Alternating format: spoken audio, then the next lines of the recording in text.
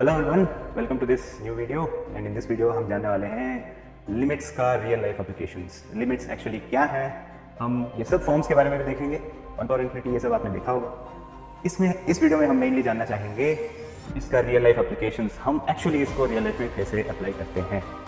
चलिए आगे बढ़ते हैं। हेलो एवरीवन, सो पहले थोड़ा सा मेरे बारे में बता देता हूँ। My name is Aniruddha Chakraborty. I have done my graduation from Indian Statistical Institute Bangalore and post graduation from ISI Kolkata. फिर मैंने पिछले 1.5 सालों से मैं पढ़ा रहा हूँ बच्चों को काफ़ी एग्ज़ाम्स के लिए। AMC 8, 10, 12 हो गया, फिर यूनिवर्सिटी ऑफ वाटरलू के एग्ज़ाम्स हैं, CEMC कॉन्टेस्ट, और मैं यहाँ पे वेदांतों में NMTC स्टेज 2 के बच्चों को पढ़ा रहा हूँ। एंड रिसेंटली स्टार्ट किया हुआ कैलकुलस मास्टरी कोर्स और OMM के वीकेंड बैचेस हैं। वीकेंड बैचेस में पढ़ा रहा हूँ for level 5 and level 6। So if you want to interact with me directly you can join the courses and मैं ही पढ़ाऊँगा, तो आप बिल्कुल आ सकते हैं। And this is my telegram ID, so if you want to contact me I am always there. चलिए, अब हो गया मेरे बारे में, आगे बढ़ते हैं। हम लिमिट्स को कैसे यूज़ करते हैं हमारे डेली लाइफ में। हम limits various kinds of forms जो हम जनरली डिफाइन नहीं कर सकते, जैसे कि स्टार्टिंग के स्लाइड में आपने देखा होगा 0/0 लिखा हुआ था। क्या हम 0/0 का कोई मतलब बना सकते हैं? डायरेक्टली नहीं। 0/0 अगर कहीं पे हमें दिख रहा है तो हम उसका कोई भी मतलब नहीं बना सकते। उसी तरह इन्फिनिटी/इन्फिनिटी, इसका भी कोई मतलब नहीं बना सकते। Infinity into infinity, infinity into 0, इस तरह के कई सारे फॉर्म्स हैं। 1 पावर इन्फिनिटी, 1 पावर इन्फिनिटी, इसका भी कोई मतलब हम नहीं बना सकते डायरेक्टली। बट कैलकुलस में सब कुछ संभव है। इस वीडियो में मैं क्या करूँगा, टाइम स्टैम्प्स लगा दूंगा, तो आप देखिएगा आपको किस चीज़ में इंटरेस्ट है, उस हिसाब से आप आगे बढ़ के देख सकते हैं। तो काफ़ी सारी चीज़ें कवर करेंगे। ये वीडियो हो सकता है काफ़ी लंबा हो। अगर आपको इंटरेस्ट नहीं आ रहा है या फिर ये टॉपिक लग रहा है कि आपको ऑलरेडी पता है, आगे देखना चाहते हैं, तो टाइम स्टैम्प्स यूज़ करो। Please go through the topics which you are interested in. And I hope कि मैं सब कुछ कवर कर रहा हूँ जो भी आपको इंटरेस्ट है। चलिए देखते हैं, आगे बढ़ते हैं। सो अब मेनली स्टार्टिंग में हम 0/0 का मतलब देखते हैं। 0/0 कैसे बनता है? कोई फंक्शन जब यहाँ पे फॉर एग्जाम्पल यहाँ पे मैं x = 1 पुट करने पे ये 0/0 हो रहा है, तो आई कैनॉट पुट x = 1 डायरेक्टली। क्या इसका मतलब यह है कि मैं बिल्कुल भी इसको इवेलुएट नहीं कर सकता हूँ x = 1 पे? पहले देखते हैं x 1 नहीं है तो क्या हो रहा है। If x is not 1, if x is not 1, तब क्या हो रहा है? तब तो मैं इसको लिख सकता हूं x - 1 into x² + x + 1 by x - 1, right. अब x = 1 होने पे प्रॉब्लम क्या हो रहा है कि मैं ये दोनों कैंसिल नहीं कर सकता। When can I cancel? I can cancel only when x is not 1। x 1 होने पे मैं कैंसिल नहीं कर सकता हूँ। तो x = 1 पे इसका वैल्यू हम कैलकुलेट नहीं कर सकते हैं डायरेक्टली। तो हम क्या करते हैं? What we do is we use limits. Limit हमें ये फैसिलिटी देता है। Limit is a tool in mathematics. Limit एक ऐसा टूल है जिसके थ्रू हम इसका मेक सेंस तब करेंगे जब 1 के अराउंड है। मैं एग्जैक्टली x का वैल्यू 1 नहीं लूंगा, 1.01 ले सकता हूं ना, 1.001 ले सकता हूं ना। तो 1 के मैं बहुत करीब जाके देखूंगा, वहां देखूंगा कि क्या हो रहा है। सो x is not 1, but I can take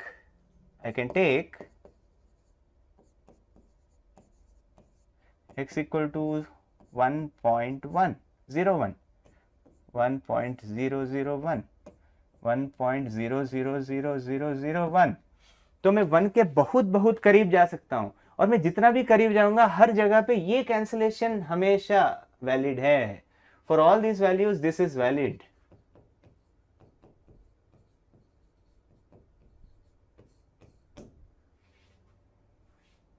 तो 1 के आसपास जाना वन के करीब जाना, वन के लिमिट्स के पास जाना, that is where the term limit comes up. So what we write is, we write limit x tends to 1, x cube minus 1 by x minus 1 is same as limit x tends to 1 x square plus x plus 1, क्योंकि जब x tends to 1 हो रहा है we can cancel this thing and it becomes simply x square plus x plus 1. So this value becomes, अब यहाँ पे x जितना भी करीब जा रहा है it is going towards 1 plus 1 plus 1, right? So यहाँ पे ये बन जाएगा 1 plus 1 plus 1 which is 3. So अगर आपको समझ में आया कि लिमिट का कॉन्सेप्ट इस तरह हम यूज कर सकते हैं, लेकिन मैं बहुत बार बोल रहा हूं कि रियल लाइफ में जीरो बाई जीरो हम कहाँ देखते हैं भाई? जीरो बाई जीरो तो दिखता ही नहीं है, नहीं दिखता है। मैं बताता हूं। हम लोग सोचिए एक गाड़ी जा रहा है, ये है मेरा गाड़ी। ये गाड़ी एक डिस्टेंस पार किया, ये डिस्टेंस है capital D, right? And it took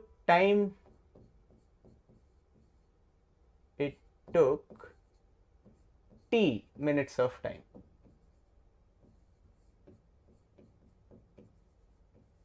तो हम क्या बोल देते हैं? हम बोलते हैं इसका speed is equal to distance by time.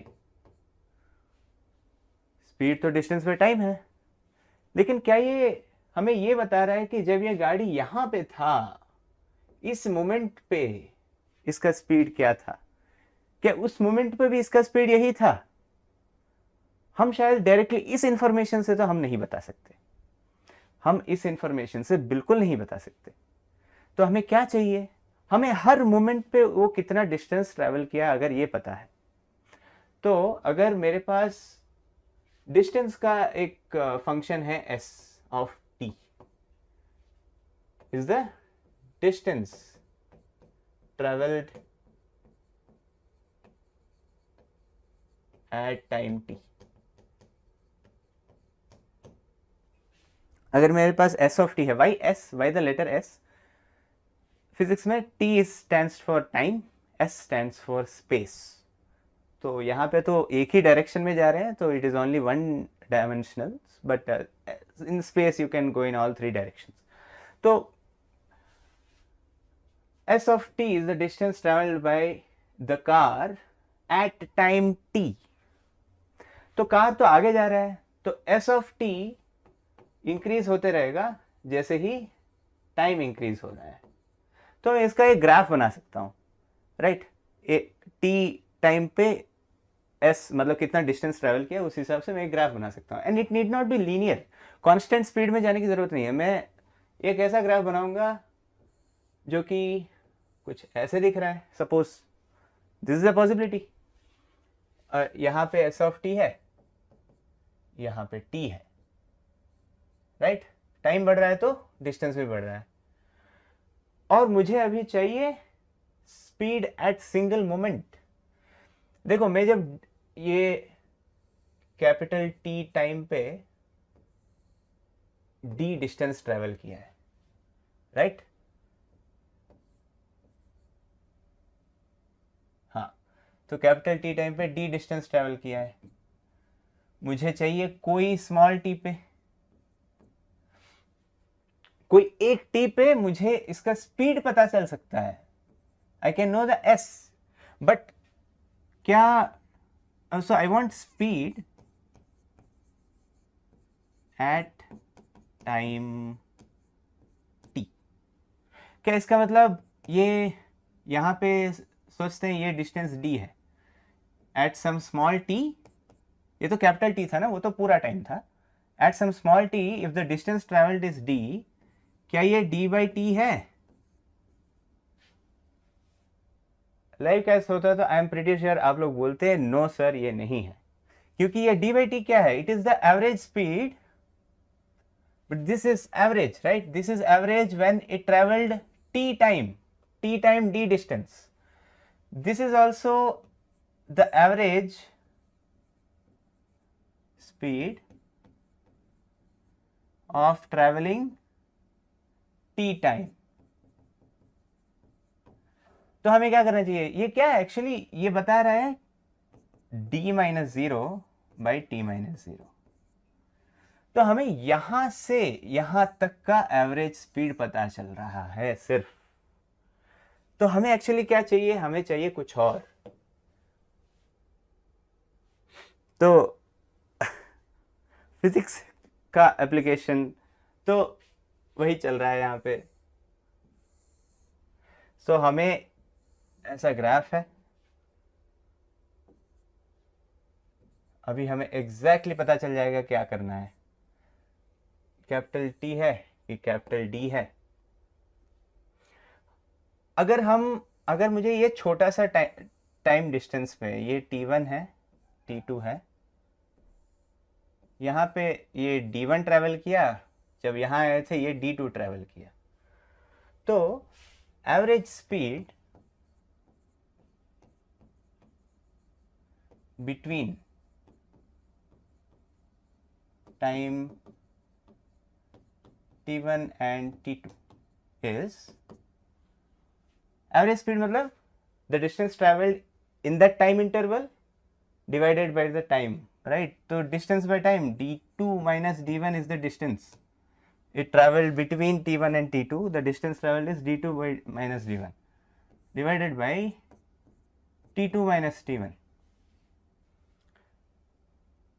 तो ये हमें क्या दे रहा है एग्जैक्टली, अगर मैं देखूं तो यहाँ पे मुझे इस लाइन, इन दोनों पॉइंट्स को अगर मैं ज्वाइन करूं तो जो स्लोप मिलेगा वो मिल रहा है एक्चुअली.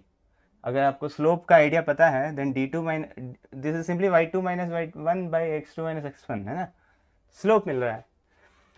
अब यहाँ पे मुझे सिर्फ एक पॉइंट पे चाहिए, सपोज मुझे एक पॉइंट पे चाहिए. अगला इस पे जाते हैं.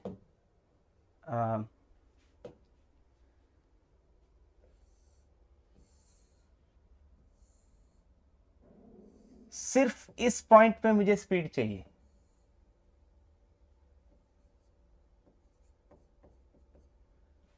I want speed at t. आप at t को समझिए, it is not average. at t मतलब इंस्टेंटेनियस. गाड़ी जा रहा है, उस मोमेंट पे क्या हो रहा है, क्या हमें पता चल सकता है? Answer is yes. Answer is using limits. So how do we use limit here? तो मैं छोटा सा आगे लूंगा, ये छोटा सा डिस्टेंस को मैं बोलूंगा delta T, difference of T, right. तो यहां पे time T plus delta T हो गया. तो इस मोमेंट पे यहां पे स्पीड क्या होगा? स्पीड होगा यहां पे S of T plus delta T. थोड़ा सा आगे ले रहा हूं, तो एवरेज ही ले रहा हूं. So we first take average speed in time interval t and t plus delta is s of, क्योंकि t पे s of t था, t plus delta t पे s of t plus delta minus s of t by t plus delta t minus t. This turns out to be s of t plus delta t minus s of t divided by delta t. क्योंकि मुझे सिर्फ इस instant पे चाहिए, because I want in that instant itself.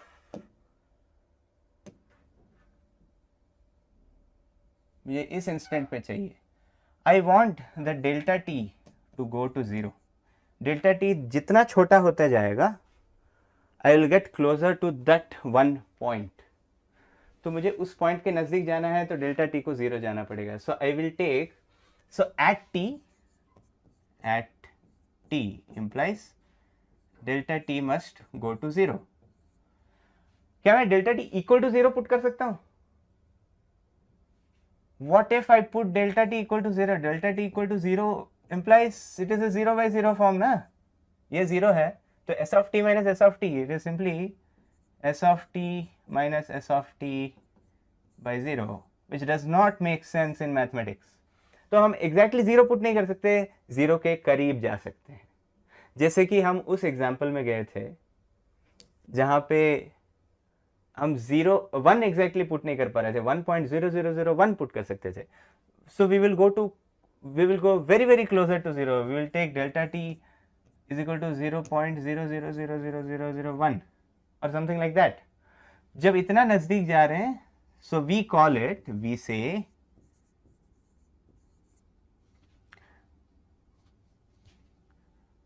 speed at t is equal to limit delta t tends to 0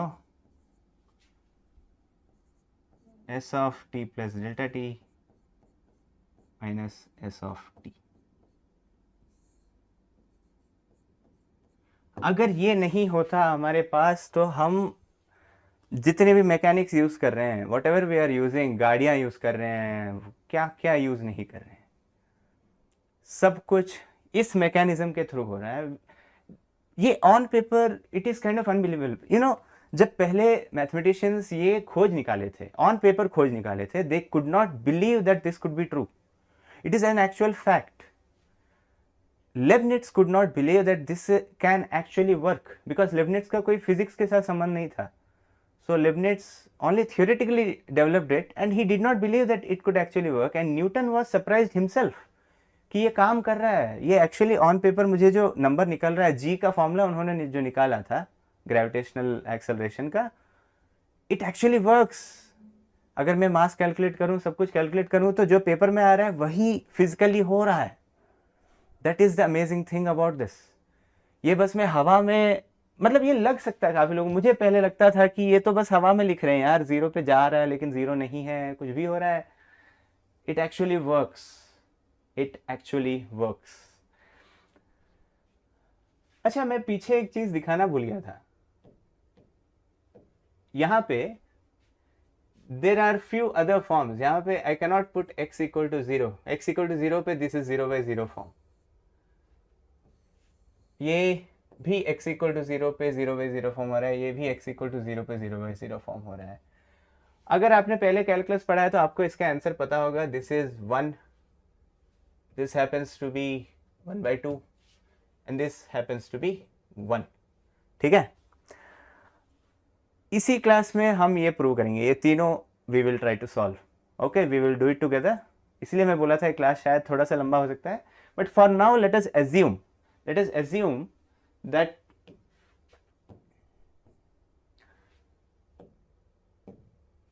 limit x tends to 0, this is 1. क्योंकि मैं अभी ये चीज को यूज करने वाला हूं बहुत इंटरेस्टिंग तरीके में. कैसे यूज करूंगा?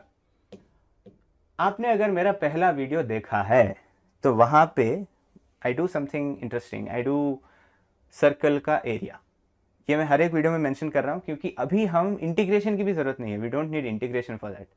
Purely using limits I can solve, I can find the area of circle. And हम वही मेथड यूज करेंगे जो हम उस वीडियो में यूज किए थे. सर्कल को छोटा छोटा टुकड़े में बांट दिए थे.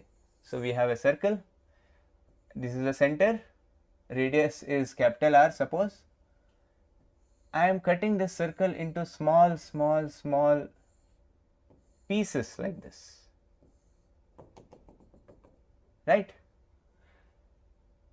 Equal pieces, and each of these triangle eventually will, you know, become straight lines, and small triangles will together form a circle. That's the idea. So suppose I cut it into n pieces. n pieces में n टुकड़ों में मैं बांट रहा हूं. तो क्या हो रहा है? हर एक टुकड़ा कैसे दिखेगा? So each piece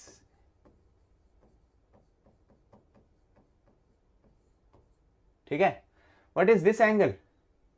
पूरा एंगल क्या है? I am talking about radians. आप अगर कैलकुलस मास्टरी कोर्स लेते हो तो इनिशियली हम ये सब इंट्रोड्यूस कर देते हैं. रेडियंस क्या होता है, ट्रिग्नोमेट्री, एवरीथिंग वी इंट्रोड्यूस. ठीक है. So I really wish you know that. I really hope that you know about radians, so that we'll be able to continue properly. So pura angle is 2 pi. If I am cutting it into capital N pieces, each angle is this, each central angle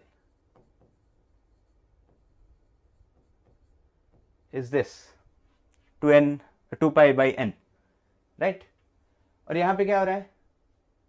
Since this is 2 pi by n and this is r, triangle का area का एक formula है. You know, in any triangle ABC,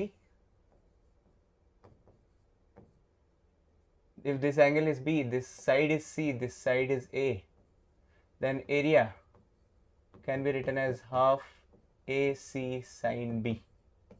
This is not difficult to prove. It's just half base into height, but height you use trigonometry. H is equal to C sine B. So half into base into height becomes this. So it's not a problem. So यहाँ पे we have two sides and angle in between them. So area of each triangle, each piece is half r square, r into sine 2 pi by n. तो ये है. जब हर एक area वो है, then what is the area of the, you know, sum of areas of n such triangles is equal to n into this, n into half r square sine 2 pi by n, which becomes half r square n into sine 2 pi by n. Right. Now this should tend to the area of circle as n tends to infinity. So we do talk about infinity as well a lot. When we talk about limits, हम काफ़ी बार infinity के बारे में भी बात करते हैं. यहाँ तक समझ में आ गया? Circle of area using limits हम कर रहे हैं. This is a very interesting thing. Okay, चलो. So I remember this formula. आगे बढ़ते हैं. So we want to see if n tends to infinity gives pi r square, right? तो हम देखते हैं. पहले हमारे पास क्या था? सो limit capital N tends to infinity of r square n into sine 2 pi by n. मैं यहाँ पे एक काम करूँगा. I will do a substitution. I'll take h is equal to 2 pi by n. That gives me, which means this tends to 0 as n tends to infinity. क्योंकि n बढ़ रहा है, डिनोमिनेटर बड़ा हो रहा है, तो h तो 0 पे जा रहा है ना. It is all intuitive. There is nothing which is not intuitive in calculus.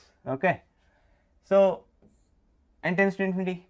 Now this also means n is equal to 2 pi by h.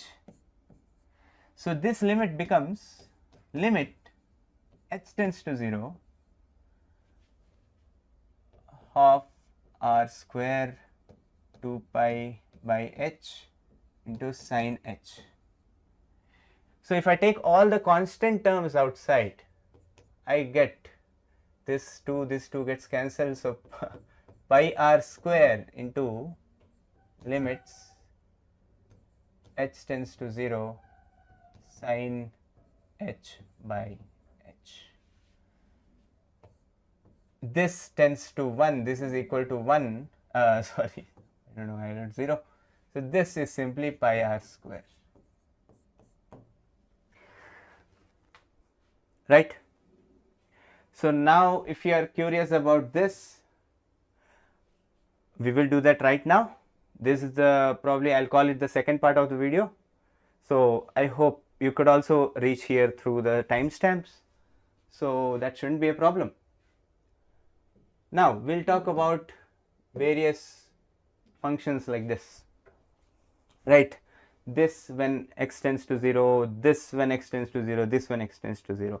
This is not like the polynomial function. ये polynomial function की तरह नहीं है जैसे हमने starting में किया था, x power n minus a power n, that we didn't do, right? तो इसके लिए again I am going to use trigonometry, I am going to use radian idea, everything like that. e power x का हम special case समझेंगे आज. पहले ये, इसके लिए मैं एक डायग्राम बनाऊंगा.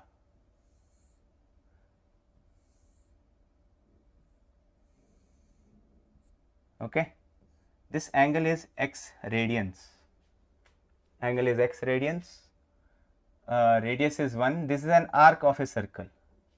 Yeah, arc of a circle.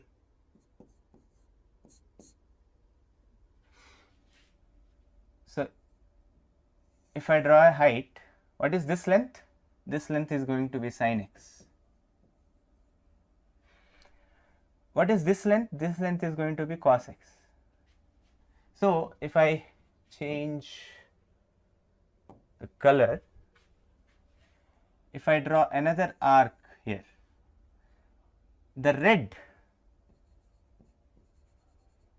is going to be equal to x cos x. The red length, this line, this arc length is going to be equal to x cos x. Why? Because arc length क्या है? Arc length is equal to radius into theta, है ना? Central angle into the radius. So for this small arc, small sector, the radius is cos x and the angle is x. So it is radius into angle, right? Makes sense? And this length is sin x. What is this length? Maybe I'll use another color here, green. Yeah, this length is so that is 1 into x. So this length is simply x, right? And you can see that the sine ka length, the blue length, is between these two. This is sin x. So you see that the blue length and the red length and the green length, they are like this. Do you agree? It is very clear from the diagram, right? So this is x, this is x cos x, this is sin x, and this is x itself, this is x itself. Now if I write that mathematically, so I get x cos x less than or equal to sin x less than or equal to x. Now let us divide with x, since we are taking positive x. So cos x is less than or equal to sin x by x less than or equal to 1. Now do you see where we are getting towards? If I take limit x tends to 0, this becomes equal to 1. This is anyways 1. So this will force 1 to be sin x, limit x tends to 0, sin x by x to be between that and this, which is both 1, so it will force for this to be 1, right? So hence this is called sandwich theorem, sandwich method, or it could also be called a squeeze method, that or squeeze method, right? Using this we get limit x tends to 0 sin x by x is equal to 1. This is how we get it. Now if you are wondering, sir, I could use L'Hopital's rule and all that, I'm sure many of you know L'Hopital's rule, but यहाँ पे हम कोशिश कर रहे हैं पूरा preliminary methods के साथ, without using any fancy tools. L'Hopital's rule is kind of a shortcut, even I love using that, but that is for exams. I want here for you all to understand कि पीछे का mechanism क्या है, क्या क्या काम लगता है. Isn't this very interesting? This is so easy to understand also, है ना? So that's it. That's about sin x by x. Now let's go to cos x by x square. अभी अगर हम देखें limit x tends to 0 1 minus cos x by x square. मैं यहाँ पे दोनों तरफ 1 plus cos x by 1 plus cos x multiply कर सकता हूँ, right? So what will I get? I get limit x tends to 0 1 minus cos square x by x into 1 plus cos x. Now that expression directly translates to limit x tends to 0 1 minus cos x square is sin square x by x square into 1 by 1 plus cos x. ये तो कोई contribution नहीं दे रहा है 0 by 0 form में. We saw that this is 1. This is simply limit sin x by x whole square na, as x tends to 0, and this is into 1 by 2 at x equal to 0, that is 1 by 2, so we can directly put the value, and this is 1. So we get limit x tends to 0 1 minus cos x by x square is equal to 1 by 2. मजा आया? This is very very fun.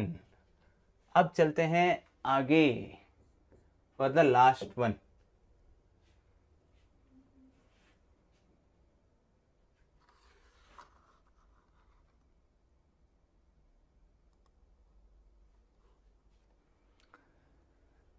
तो देखते हैं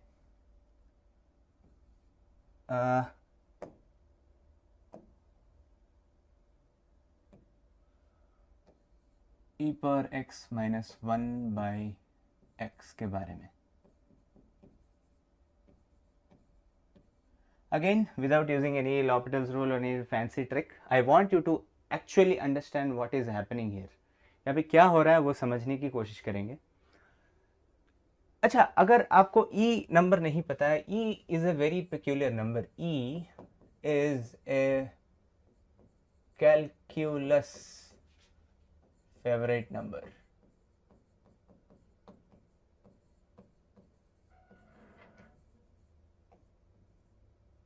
ठीक है, and इसका पूरा जन्म होता है कैलकुलस के थ्रू. It is a very naturally occurring number. हम कुछ भी कर रहे हैं कैलकुलस में, e pops up, it just happens to come. तो अगर कोई ऐसा फंक्शन है, so e power x is a function such that differentiation of f of x is equal to f of x. ऐसा फंक्शन है, it is the only function which has this property. So अभी हम वो नहीं करेंगे क्योंकि differentiation अभी तक हमने डिस्कस नहीं किया है. We will do that slowly. ठीक है, कैलकुलस का फेवरेट नंबर है, एंड इट हैज, इसका definition is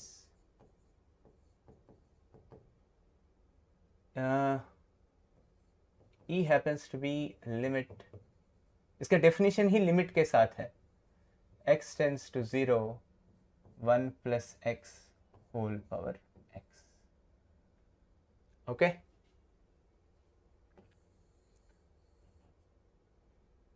zero plus zero minus कुछ भी फर्क नहीं पड़ता है, ई का डेफिनेशन है ये, प्लीज रिमेंबर दैट, ये एक बार दिमाग में घुसा लो, ठीक है. I am sorry I think एक मिस्टेक हो गया है, 1/x होगा, हाँ हाँ. So it is of the form 1 power infinity, isn't it? It is of the form 1 power infinity, क्योंकि बेस जा रहा है 0 को लेकिन न्यूमरेटर जा रहा है इन्फिनिटी को. So it is 1 power infinity, and 1 power infinity के जितने भी लिमिट्स हम देखते हैं सब ई से रिलेटेड है. तो this is the most basic form of 1 power infinity, and इसका definition itself is e. So I want you to remember that. And e power x अगर y है, then we say x is natural log of y. So हमको अगर, आप लोग को अगर logarithm पता है तो जनरली जैसे ln is nothing but log base e. This is same, both are same, but natural log को हम ऐसे लिखते हैं, this is called natural logarithm and we write it as ln. तो अगर इतना डेफिनेशन क्लियर है then we can proceed to solving this. ये थोड़ा सा एडवांस्ड है, a little bit advanced, but we will do it anyways. अभी हम न्यूमरेटर को y मान लेते हैं, let e power x minus 1 is equal to y. तो x 0 पे जा रहा है तो ये भी 0 पे जा रहा है as x goes to 0, है ना? so no problem. so इसका मतलब x क्या हो रहा है? e power x will be 1 plus y, x will be natural log of 1 plus y, right? So what does this limit become then? This limit becomes x tends to 0, y, or rather y tends to 0, y by log 1 plus y. Logarithm के कुछ rules हैं, वो मैं यहाँ पे directly use कर रहा हूँ. So suppose n into log m is log m power n, right? ये तो सबको पता होगा, तो वही यहाँ पे यूज करेंगे, क्योंकि मैं इसको लिखूंगा limit y tends to 0 1 over log of 1 plus y, यहाँ पे 1/y आ जाएगा, तो मैं इसको लिखूंगा limit 1 log of 1 plus y power 1/y, limit y tends to 0.